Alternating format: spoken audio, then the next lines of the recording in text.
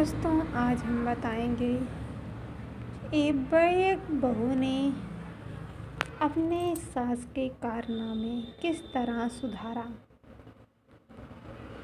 एक पिता ने बड़े ही लाड प्यार से अपनी बेटी को पाल पोस कर बड़ा किया था। सर्वगुण संपन्न होने पर पिता ने अपनी पुत्री का विवाह उसको भी विदा कर दिया। विदाई के समय जब पुत्री ने पिता का आशीर्वाद लिया तो पुत्री को गले से लगाते हुए पिता ने कहा, बेटा, हमारे रीति रिवाज में ससुराल के रीति रिवाज तो अलग होंगे, वहाँ के तौर तरीके पूरी तरह से अलग होंगे। इसलिए ससुराल में जाकर बड़े बुजुर्गों के पास बैठकर उनसे सीख लेना। बेटी जब बहू बनकर ससुराल में पहुंची तो उसने देखा उसके पति के अलावा घर में उसकी सासू माँ और एक दादी सास थी। बहू जब घर में कुछ दिनों रही तो उसने देखा कि घर में दादी सास का बहुत अपमान एवं तिरस्कार किया जा रहा था। अपमान की हद तो तब हो जाती है जब उसकी सास उसकी दादी सास को ठोकर मार देती, गाली देती एवं खाने के लिए भी कुछ नहीं देती। लड़की को यह सब देखकर बहुत ही बुरा लगने लगा। उसने अपने माता पिता द्वारा दिए संस्कार याद आ गए। उसे अपनी दादी सास पर बहुत दया आई। उसने सोचा, घर में बड़े बुजुर्गों का तिरस्कार होने से घर नरक बन जाता है। मुझे अपनी दादी सास के लिए कुछ ना कुछ अवश्य करना चाहिए। उसने सोचा, यदि वह अपनी सास को समझाने का प्रयत्न करेगी तो उसके सास उसके साथ भी इसी तरह का बर्ताव करने लगी। उसने स्वयं अपनी दादी सास की सेवा करना शुरू कर दिया। अब वह प्रतिदिन घर का काम खत्म करने के बाद दादी सास के पास जाकर बैठ जाती और उनके पैर दबाती। कुछ दिनों के पश्चात ही सास को बहू का इस तरह दादी सास के पास बैठना और उनकी सेवा करना बिल्कुल पसंद नहीं लगने लगा। एक दिन सास ने बहू को बुलाया और उससे कहा, बहू, तुम घर का सारा काम छोड़कर सदैव दादी सास के पास क्यों जाकर बैठी हो। बहू को यह सब पता था कि एक ना एक दिन उसकी सास उससे यह प्रश्न अवश्य पूछेगी। बहू ने कहा, माँ जी, मैंने घर का तो सारा काम समाप्त कर लिया है। यदि फिर भी कुछ बाकी रह गया है तो बताइए। सास बोली, काम तो कुछ भी नहीं है, परंतु दिन भर दादी सास के पास बैठना अच्छी बात नहीं। बहू ने सास की बात को बड़े ध्यान से सुना और उससे कहा, माँ जी, मेरे पिताजी ने सदैव मुझे यही सिखाया है कि जवान लड़के लड़कियां के मध्य कभी ना बैठना। बहू ने बड़ी ही चतुराई और शालीनता के साथ उत्तर दिया, माँ जी, दादी सास कह रही थी कि यदि तेरी सास मुझे गाली नहीं दे और ठोकर नहीं मारे तो मैं सेवा ही मान लूँ। बहू की बात सुनकर सास ने बहू से पूछा, क्या तुम भी मेरे साथ ऐसा ही करेगी।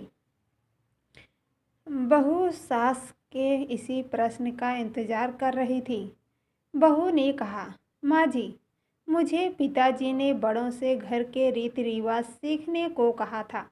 यदि घर के रीति रिवाज बुजुर्गों के अपमान करने के हैं तो मुझे भी रीति रिवाज अवश्य करने पड़ेंगे।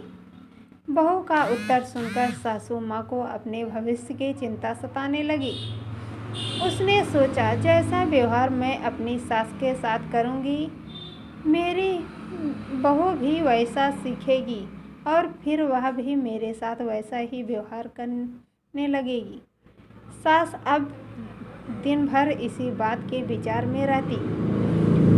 अगले ही दिन बहू ने घर के एक कोने में ठीकरी इकट्ठा करना आरंभ कर दिया। घर के कोने में ठीकरी पड़ी देख सास ने बहू से, इतनी सारे ठीकरी इकट्ठा करने का कारण क्या है बहू? बहू, तुमने यह ठीकरी क्यों जमा की है? बहू ने बड़ी ही विनम्रता से उत्तर दिया, माँ जी, आप दादी सास को ठीकरी में ही भोजन देती हैं, इसलिए मैंने सोचा कि बाद में ठीकरी मिले न मिले, इसलिए अभी से ही आपके लिए ठीकरी जमा कर देती हूँ। बहू का उत्तर सुनकर सास बहुत ही घबरा गई और उसने पूछा, तो मुझे ठीकरी में भोजन परोसोगी क्या? बहू ने कहा, माँ जी, मेरे पिताजी ने कहा था कि यहाँ के रीति रिवाज वहाँ नहीं चलेंगे। वहाँ के रीति रिवाज पूरी तरह से अलग होंगे। अब जो यहाँ की रीति है मुझे वैसा ही करना होगा। बहू की बात सुनकर सास ने कहा, यहाँ की रीति थोड़ी है, तो अब दादी सास को थाली में भोजन दिया करना। बहू सास की बात सुनकर बहुत प्रसन्न हुई। बहू के चतुराई से अब दादी सास को थाली में भोजन मिलने लगा। अगले दिन बहू ने देखा कि घर में सबके खाना खाने के पश्चात बचा हुआ खाना बूढ़ी सास दादी माँ को दिया जाता था। बहू उस खाने को बड़े गौर से देखने लगी। बहू को इस तरह खाने को देखने पर सासू ने कहा, बहू क्या देखती हो? बहू ने कहा, सीख रही हूँ, घर में बूढ़ों को क्या खाने को बाद में दिया जाता है। बहू की बात सुनकर सास ने घबरा कर कहा, बेटा, यह कोई घर की रीत थोड़ी है। कल से तू दादी सास को पहले भोजन दिया करना। बस अगले दिन से ही दादी सास को एकदम से बढ़िया भोजन मिलने लगा। धीरे धीरे बहू ने सास की सारी आदतों को बदल दिया। यदि बहू अपनी सास को उपदेश देती है, उन्हें बड़े बुजुर्गों के साथ इस तरह का व्यवहार करना चाहिए, तो सास उसकी बात कभी नहीं मानती। इसलिए आज की युवा पीढ़ी को चाहिए कि उपदेश देने के बजाय स्वयं के आचरण में सुधार करना चाहिए। दोस्तों, हमारी कहानी पसंद आए तो चैनल को सब्सक्राइब कर देना, बेल आइकन पर क्लिक कर देना। दोस्तों, आप सब ऐसे सपोर्ट देते रहना कि हमारा मन और भी उत्साह से भर उठे, हमारा और भी वीडियो बनाने का दिल करे। आप सबका सहयोग चाहिए।